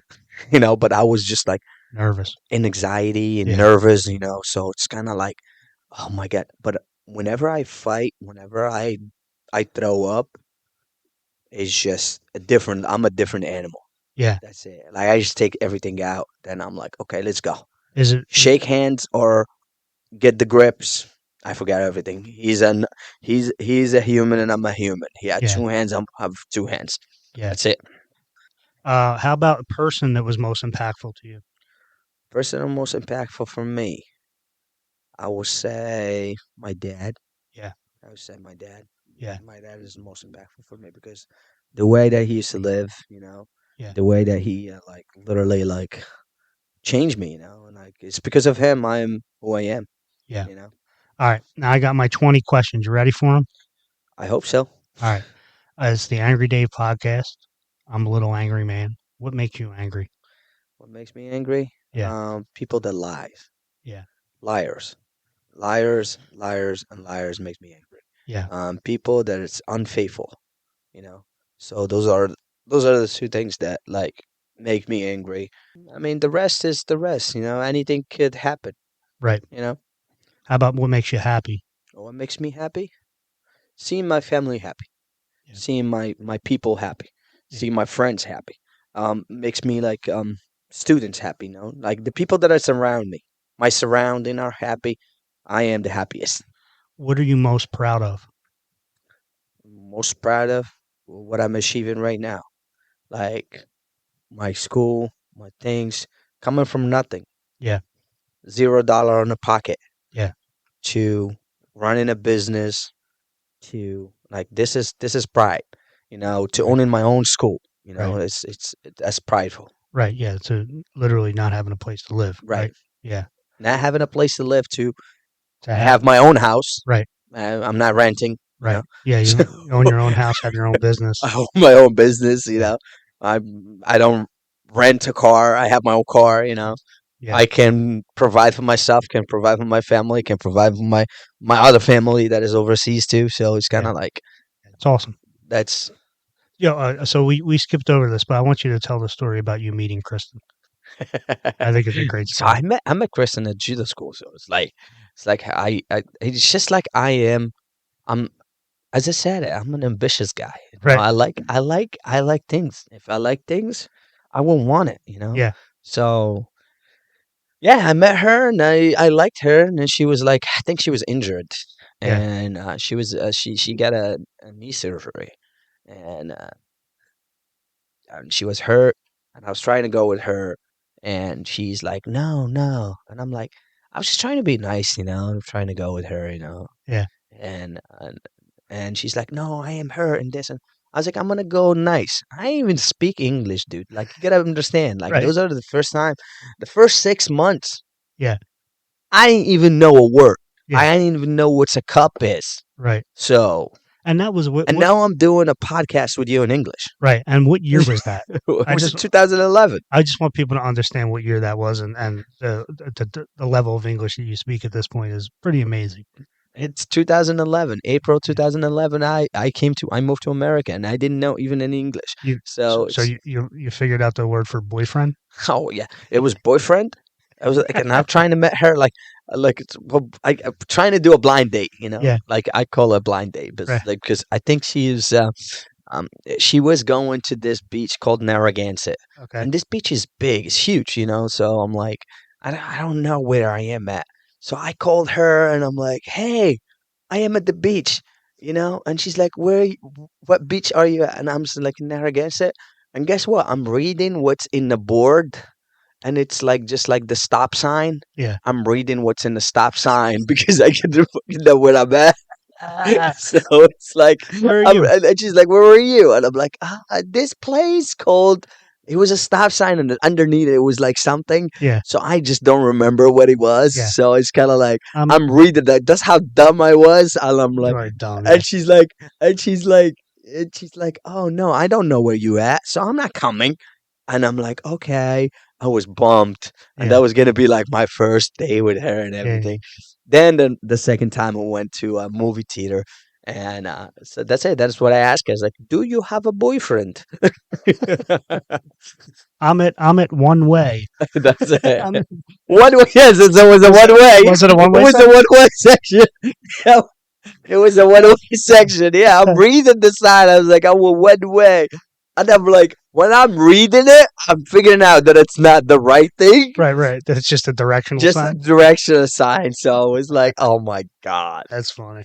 What one thing would you change about the world if you could change one thing? no worse. Yeah, Like, yeah, that's it. I would choose like peace over war. yeah, So change what's existing right now because the world is becoming a bad and a sad place to live in.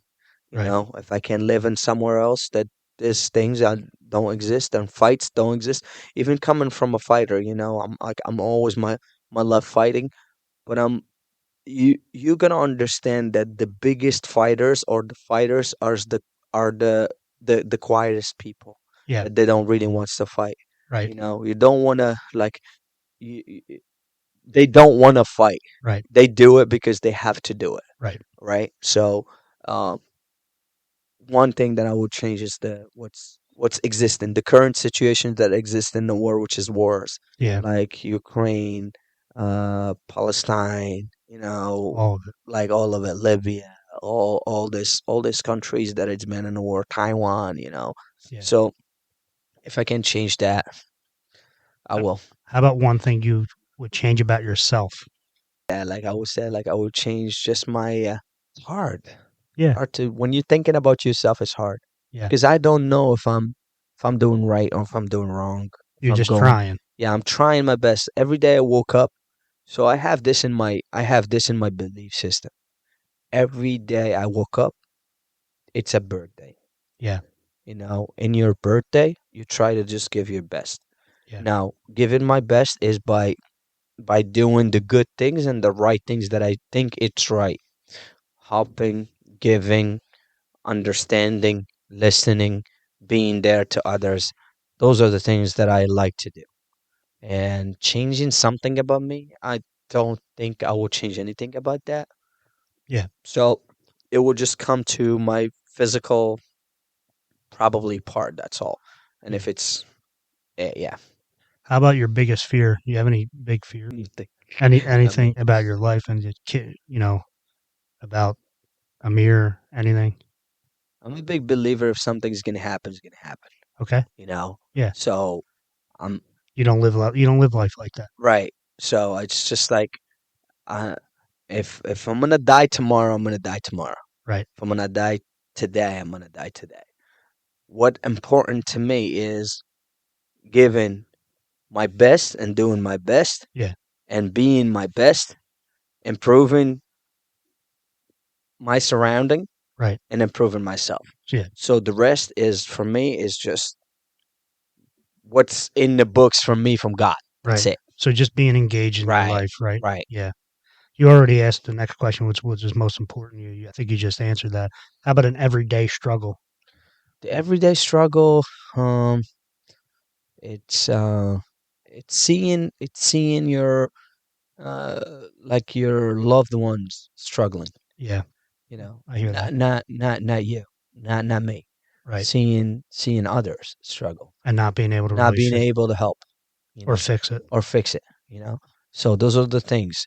So it's not about sometimes it's not about monetary things, Yeah. but it's about life things, you Yeah. know. So Mental struggle. And mental struggle. So like seeing others that you really care about, you really love, struggling, and you're not being able to help, yeah, you know? that's a struggle I have for a long time to realize that, you can be a support to some degree, but people Right. have to live their life. Right. And you can't live everybody's life for them. True. It's tough. It is. It is. It is. And it's struggle. It's a very it's a very bad struggle. How about your best quality? What do you think is best about you? Most giving. I like that. It's in my DNA, you Yeah. know. But And it's not I give it for I try to get something from it, but yeah, it's just like because it's something that it was installed in me since I was a kid, yeah, you know, because my dad is the same way. yeah. And And I'm always talking about my dad because it's as it is again. It's like he shaped my life. yeah. Something that I admire about you and Kristen both is that you both see the best in everybody. And I struggle with that. That's it's a struggle that I have, and you guys make me a better person by being around you and doing that. Because we've had conversations before where um, to tell you that you can't always see the best in, sometimes people are telling you who they are, Who they are, and but they're not. You know, yeah, but that's but you want to, yeah, and but you guys, and it's a good quality you should never get so. rid of. But It's for me. It's like one thing. It's like that. It's you always see the good from the bad. yeah, You know, it yeah, doesn't matter how bad is this situation, or how bad is the guy, or the woman, or whatever, whomever right, you going with. It's just like you need to take out the best from. yeah, Everyone have a good side yep, and have a bad side. that's right, So me, I'm personally, I have a good side and have a bad side. yeah, Do I know my good side? Do I know my bad side? It's when you are put in the situation. right, That's what you're gonna know if you have that good side of you or the bad side of you. You always try to improve yourself and try to do the good things. right, But it doesn't matter. Like it doesn't mean that you're all the time gonna be right and right, doing the good things. right, yeah, right, of So course. So that's my other question. What do you think the most unreasonable thing about you is? on Can you be unreasonable sometimes? sometimes I do, yeah. Yeah, Sometimes it's like from me, like trying to like convince my students to do something that they not don't want to do, yeah, and it's just like I think sometimes it's unreasonable, yeah, and but I still do it. It's just like sometimes I just like messing around with, yeah, yeah. but like I know it's unreasonable, and I know it's not, but I just still throw it. I throw it like there, like it's a joke. Can you be a little bit bullheaded a little bit sometimes? Sometimes Set in your ways a little bit? Sometimes, yes, I do. Yeah, yeah. Sometimes I was just it's a human nature. it is, of It course, is yeah. human Yeah. nature. Yeah, I mean, you're and the type of personality you are, I mean, that's part of what makes you great, right? Right. So it's a little bit of a struggle sometimes when maybe, you know, you could You can say, yeah, see it another way, but that's true. But that's why you have other people to correct you. yeah, And that's why, like, look, when I came in, the most thing people says, "Hey, Allah, how did you improve your English?" Right? yeah, And I would say, like, I improved my English because every single time I get corrected by people, I don't mind. right. Yeah, I don't mind. yeah. You know, And but people that don't like that mind don't matter. right. Because what happened is they're not gonna learn. Yeah, I think that's a great lesson for They're not gonna learn. anybody to hear is that you can be a type A personality and a world class athlete and still take criticism Right. because And that's the way you get that's better. where you get better. Because that's what it is. Because nobody's perfect. Right. Nobody's great. Nobody's like a Yeah. complete virgin. You Right. know? Yeah. It's nobody. We are incomplete. Right. You know? You could So always make yourself better. right, and that's what like you're gonna say. Like I understand that completely. So Yeah. that's why like I always try to improve my weakest side. So Yeah. in terms of coaching, in terms of training, in terms of life, in terms of friendship too. Like even like I have my friends and then my friends and I say like, hey, listen, just be honest with me. If if I mess up something, if you think that I mess up something, or you think that I'm not right, or I'm wrong, or this is not how I should like answer this. Right. Just like, hey, I don't mind you correcting me. Yeah. So it's a big thing, and it's a thing of value.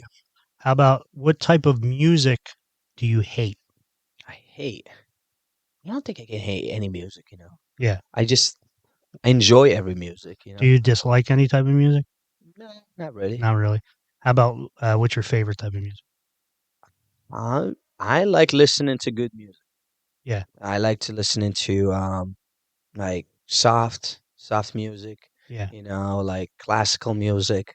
It doesn't matter like what it is. You like Elvis? I love Elvis. Yeah. Like I actually, matter of fact, I just watched the last movie, the movie that came out, Yeah. and it's the story, but the story for the movie itself is crazy. It is a crazy It is story. crazy story, but I do like the music like that. And I mean, I'm a morning person. In the morning person, I do like that music.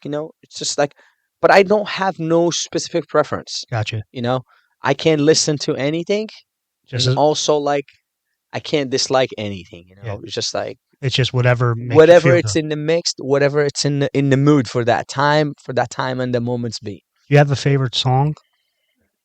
or a favorite artist? My favorite artist. It's hard. I would say like I'll say like in America like when I moved to America I listen to Elvis all the time. Bob Marley, like Bob reggae. Marley. Yeah. Yeah, the reggae. Like one time I was like with this guy in the car and I'm like putting reggae on and he's like, "Oh, bro, like you listen to reggae?" And it's like, "My man." And he's like, "I have a bunch of weed if you want some." I'm like, "Dude, I don't even smoke." Yeah. It's like Right. he thought that I was Yeah. sick. You see, like I think people link to the music that you listen to the type of personality you are. Right. But They do. I don't think it's true for me For me. Yeah. because I'm a one of kind, you know. It's like I listen to everything. I listen to this music Yeah. and I don't even smoke, you Right. know. I don't even like I'm not a pothead. And the people thinks that you are like listening to that type of music you are, Yeah. you know. So And then you'll occasionally put on some like Moroccan pop. rock and yeah, Yeah. pop music, which is like I mean, it's different, you It's know. fun though. It's fun. It Yeah. is. Yeah. All I right. listen to French music, you know, I listen to Spanish music. Like sometimes I'll be like, oh, I'm just like going into Spanish. Sometimes I don't understand the words of Spanish and I'm like listening. Yeah. How about what's something that annoys you about other people? Too polite. Oh, the overly polite stuff Yeah, the too. overly polite too. Cause like you overly polite It feels fake. feels fake, right? Yeah. It's just like, come on, dude. Like Yeah, I'm not into it. That's that southern thing that they. soft, like soft what I'm gonna say, like Yeah. you know what I'm saying? Yeah, Like yeah, yeah, yeah, yeah. it's kinda like, come on. Yeah. How Just about be you. How about you being you and be me being me, you know? right, right, just yeah, the fake pleasantries and all that stuff. That's I yeah, I dislike that shit. Yeah, yeah, yeah. All right, so if you were arrested, Mhm. what would your friends and family think happened if they didn't know? If you know Y a drug dealer. Definitely not a drug deal. No, like my family would They think that. really? Yeah, that I'm They not saying my friends, but my family would think that. that you just went off the deep end and just No, because think about this guy. Went to America with $0, right? right, He has his own school, has this, has that, and is always coming in, you know. yeah, That's what they're gonna think. That yeah, first thing that comes to mind, oh my god. They're not gonna think that I hit somebody or did this or I'm into a fight. They're gonna say this guy sells drugs. that's funny. Um, if you could talk to one person, dead or alive, Yeah, uh, for an hour, who would that be? my grandma. Talk to me about that a little bit. Oh, I mean, She, she was the most impactful woman in my life too, yeah, and she was so nice, super nice, and her dad her death really impacted me in a different way because I couldn't like just the time that I like that she died. I couldn't go to Morocco. I was here, yeah, and she was careful, and she loved me. She loved all the family. She was great. She was a great woman. yeah, She was just really a great woman. She defended me in my uh, my weakest, you know. So yeah, she always defended me. She always like took care of me. She loved me a lot, yeah. and it's not like my others like didn't love me, but Right, like she yeah, did, you yeah, know. yeah, She was the most careful for all of us, you know. yeah, And she used to say always, Allah is out of all my sons and kids, Allah is probably one of the best of them. He's like, yeah, so it really like gives me joy that she said that yeah, because it's just like she was super nice. That's all. yeah. Meant everything to you. Yeah. Yeah. Any other hobbies or interests other than judo? Oh, soccer. I like playing soccer. I haven't been playing soccer for a while. Yeah. I do bowling. Oh, yeah. I like playing bowling too, and I also like uh, like skating. Like Oh, really? yeah, Like roller skating or yeah, roller roller skating. skating? Yeah. So I used to do that like when for like I think Kristen we went on a date. Yeah. And we went to the ice skating Yeah. Yeah. and and think she was like so cocky about that she was gonna beat me up. Yeah. and on ice skating, and I'm like, okay. She's like, you never ice skate? And I was like, I never ice skate. And she was like, okay. So she was like trying to show off. Yeah. I went in and I was like ice skating backwards. Oh, really? She was like, holy crap. How did you know that? I'm like, yeah, because I did skate. And it's just now you're skating and on a freaking ice, you know? Mm. So that was the thing. You've been all over the world. Where's the best place you ever been? Japan, for Yeah. sure. One of the beautiful countries I've ever been. Yeah. One of the best cities that I've ever been. It was in Australia, Perth. Perth. Yeah, Okay. Perth, Australia is a place to go. Beaches are nice. Oh my God, That was recently, wasn't it? Fairly recent, a couple of years ago. I think 2018. Yeah. I think Yeah. I won that That's too. right. Yeah. Yeah. Yeah, in 2018 I won nationals, and I think no, I think 2018, 19, one of the two, one of the two. Yeah. Because I had been here when you won that Yeah, one yeah. little tournament. Yeah, and Yeah. it was the biggest tournaments. The guy that I beat in the final was a world champion from Korea. So it was a really good day for me. It Yeah. was it was really good. And I was 33 years old. So age is a number. People keep thinking about like age and this and that, and I can't do that. I can't do this. Yeah. Age is a number. When you start doing something and when you love something and you can go for it and your body can allow it, just freaking go for it. Don't just like put, hey, I'm too old, I'm too this, I'm too that. No, a lot of people I've known in my life that they started judo when they're like older, they still can do good. They can fight. They can do things. They can do judo. They can, you know, I personally just wish I would have found this or wrestling when you're young. when I was young. Yeah. Yeah, I would have loved it, but of course. Do you regret anything about your life? no, I don't All regret right. it. All So right. that's the thing. So I have another question.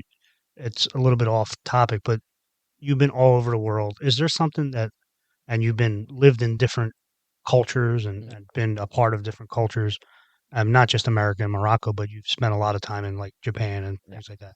Is there something that's common amongst all people that you find? Is there, uh, are people so different, or what do you find the most? People are so different, differently, you know. Yeah, Different cultures, different people, different thinking makes different environment, you right, know, creates different people too. right, So I would say like the culture that I'm in, or the Moroccan culture, is like a more traditional, older school generations, you know, and right, it's like they're all into like step by step old school things, right, you know. uh, Japanese, they're the same way, but they're like more of to a respectful like life, you know. It's all about respect, all about like yeah, that thing. Now you come to Europeans are different too, like they're like all about like, hey, we're the number one, you know. right, right, right, We're like the own the words and things. right, And you come to Americans and you never know. You right, get the guy that is like a billionaire that he doesn't look like a billionaire, or then he's like just like sitting around with you, yeah, and he'll be like, "Oh yeah, I'm a man, this and all that," and they never talk about it. But it's like, you yeah, know what I'm saying? Like the different cultures, different mentalities, different mindsets. yeah. Have you found it hard to like find common ground in the different cultures? The common ground is usually like you can create it Yeah, if you want to. Like right, you can be like just like if you're a person that um like the place or the area that you are in and you want to be, so you have to go by the rules that that area is in, right, you know. So in my beliefs, in my beliefs that like we have a code, right, you know, like that code has lines. You just don't cross the lines, right. you know. And every single place that you go, right, As a code, has a code, has right, a line.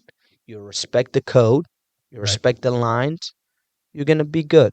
You don't respect the code, you don't respect the line, you're always gonna be in trouble, and you're gonna leave yourself in trouble. So for me, it was always about that lines, yeah. about that codes. Figuring that out, Yeah, whatever I go is like, okay, what's the codes for this place? What's the lines? What's the borders? I keep myself into the lines.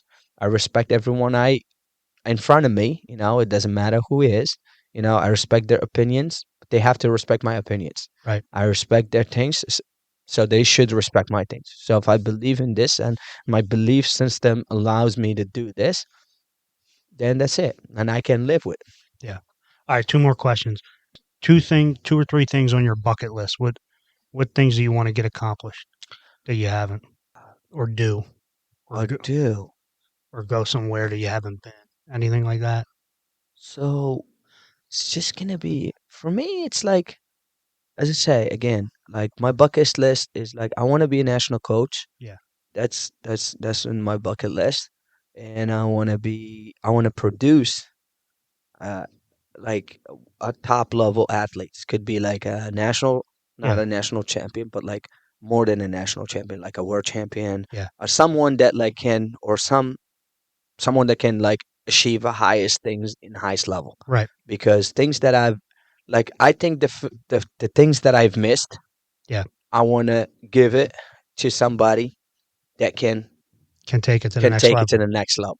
Yeah. Because I feel like that I was always close to the next level, but I didn't achieve it because of certain things, certain like, yeah, certain things that Life I, yeah, life situations. situations.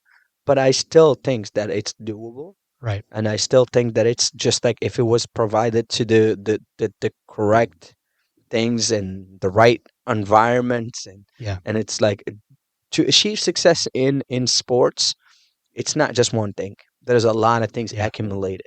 Right. And if you can just know them and have them and create them and give them to somebody that can follow them, Yeah. you may get that. So that's my goal. That's Gotcha. my next bucket list. In terms of like family things, I will want my mom and dad go to the pilgrim. That's That's that's it. my thing. Yeah. That's in terms of family things. Right. All right. How about what do you want to be remembered for when it's all said and done? That guy was a good person. That's it. Yeah. Like anything else Doesn't really matter. doesn't really matter. But being good on being human, you know. Yep. See, like you can, like your achievements, you can achieve whatever you can achieve. You can be a world champion, Olympic champion, millionaires, billionaires, whatever, and they can say you're an asshole. Doesn't mean anything, Right. right? But if they say like you're a broke person, you're a nobody in sports, and people still can say, "Oh man, that guy was so good. That was a great man." That's what lasts. Like that's what like because people will always remember Right. you know, And you're remember you with that. They're always gonna say like, "Hey, listen, that guy was good because of this and that and that and that and that." But if that guy was an asshole, oh my God, they're always gonna remember you too. But yeah, yeah, right. like, think about how do you want them to remember you? Yeah, right. You know, so Yeah. You have for me, anything again, I'm sorry, yeah. no, just for me, it's like always being good is what I want Yeah. I have one other question that's off topic, but judo, so the US does okay in the world, but we could be better. for And sure. and is it the lack what would you say is the big hurdle of being better in judo in the world? And like being better in the judo or like USA judo being better in the Yeah, world. USA judo being better in the world. What's the Well, USA judo need first to get along, to get together. Yeah, Just like he needs union right. and needs a good management. That's it. Okay. That's all he needs. It's Okay. not like they don't have people. They do. Right. Like there's a lot of talented people Right, in the that's what I'm US. saying. There is. There's a lot of talented people in the US. It's just like it has to be like everyone needs to be on the same page, Yeah, right? It's not like, hey, we have US judo, US JA, US GF, US this, US that. It's too much, too many. Now wasting time of like having all these kids fighting in the same like in multiple clubs. You need to unite these kids. Have them in one place. It's gonna be hard. right. It's not gonna be easy.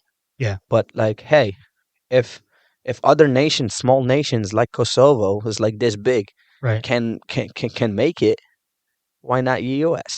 Right. Why is the US Olympic wrestling team doing good? Doing so good? Because what? Guess what?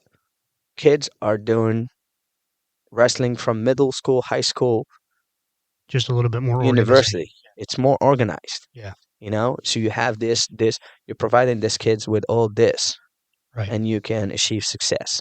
and that's why like the U.S. wrestling team, it could be like it could be the U.S. wrestling team could be like a good example for the USA Judo. It could be like, hey, listen, any schools that have wrestling mats can have a judo program. It's gonna be hard to have coaches for, but it's a whole curriculum. It's a whole building process. Yeah. And You know, yeah, and you put it from there when you have like you have wrestling season and you have judo season, yeah, be and nice and even. guess what? You're gonna see multiple Olympic champions in the future if you do that, Right. because that's what's in Japan. You go to get middle school judo, high school judo. The high school judo can beat up all the seniors. Like you can take a high schooler from Japan and bring him to the Olympics. He can win the Olympics. Yeah. Just because it's so ingrained, right? Right. Do they take care of the athletes here like they do in other places? I don't think so. Like Yeah. here, athletes are self-funded. Some of Yeah. the athletes have to work and just provide and go and travel and do all that. Some of the athletes get paid, but like they're not really getting paid that much. Right. It's like just like It's not stipend, you know. It's not a not. livable wage or No, no, yeah. no. So it's kind of that's what I said. Like they need more organization. Judo, USA Judo needs a lot, and I think it's like more not because of like it's not government fund. It's Right. like they don't really fund, like the government doesn't fund anything. It's more of like here you have to get sponsors. It's Right. more of like, Individual sponsor. or like the government doesn't give enough funds Right. to USA Judo to be able. That's one. Or USA Judo are not organized enough to Right. be able to spend that money right and Yeah. get it right. So other national teams are like just like, hey, if you're in a national team, you get paid this amount. Like everything is paid for, you know, Overseas, you mean? overseas. Yeah, Yeah. Yeah. everything is paid for. So athletes live that way too. They provide from doing judo, Right. but here, no. It's You not that way. have to work to provide, then do judo. So judo is kind of like a hobby, you know. Right. It's not a professional sports. Right. Where professional sports, you need to take, you need to get paid. Yeah. All right. I don't have any more questions for you. You got anything for me? Uh, nah, not at all. Thank you for having me. Thank you. Thank you for doing it. No, it was great. It was amazing. I enjoy it. I hope everyone will listen to Angry Dave podcast. Yeah. I like Dave and I like his podcast instead. Yeah. And and then when I get out of line, you could just throw me around and beat me up again. Of course, Yeah. always do that. I do. I think maybe 2 months ago, I was getting a little bit angry, and I told you to beat me up, please. You get a big head, huh? Yeah. I said, can you beat me up, please? It was nobody wants to go with you. Like it's like, come on, nobody wants to go with me here. I was like, everyone's afraid of Dave. I'm like, no, I'm not afraid of you. I go with you. I said, yeah, beat me up, please. Yeah. Well, let me tell this story real quick because one of the guys who is internationally ranked, and Andre, uh, Visually impaired, yeah. visually impaired Olympian, and he's an amazing athlete. Yeah. There's that day I'm all fucking aggravated because some of the younger kids are sort of avoiding me. I mean, that's what was happening, and I was getting aggravated. Because you got to stop beating up the young kids. Because what happened is when you go with a younger one, right? Yeah, And I'm gonna say this because it is a thing that happens. yeah. You know, when you go with someone younger than you and you beat him up, he does not want to go with you because what happened is he's always saying like, "Why this old man is beating me up? I need to go with a younger guy so I can." Like he thinks that he's gonna beat you up, but when you come up and pull up the guns and you just like beating him up, it's not fun for it's Uh, not fun for someone but as young. it's so fun for 47-year-old me. Right. For you, it's fun, but for him, it's not fun because all he's gonna keep thinking about is like, how does this old man beat me up? You know. So It's you funny. then, and that's why you have to know to manage your fights and your Yeah, time. So you're you're right. there to train. You're right. You have to manage it right. That's all. You're right. But anyway, so that day, I'm all aggravated, and I come back on the mat, and Ala says, "Would somebody go with Dave?" And the only person that says something is the guy who's visually impaired, standing in the corner. I'll go with Dave, and then and then we beat each other up real nice, and it was good. But I love him, man. He's an amazing guy, and we have a few really three amazing people that come here He, all the time. he's a really good person. He's also a Yeah, psychologist. You know that, right? yeah. I didn't know that. He is. I just know he's a great guy, and that if he gets his hands on you, I don't care how much you can see, he will fuck you up. He would definitely do. No, he's a great guy. He's a Yeah, great guy, definitely. We do have a great team. we do. Great people. We do. We're great people in general. Yeah, Not every school has the privilege to have like all nice people, but we do. You know. it's a great community. It really is. The judo community is a great community. For any kid or adult that's looking for something to do that's very athletic, and it will be the best workout as an adult that you probably ever had. The only better workout is really a wrestling workout, and that's not a workout that a grown man should ever do. But but I mean, really, in all my athletics that I've done over the years, wrestling number one, judo number two, but judo's a tougher upper body workout. I think, as a general proposition, just because of the gripping. I mean, Yeah, but each sports has its yeah, own charms, yeah, it so does. that's what it is. And all like everyone asked me about, hey, which sports should I do?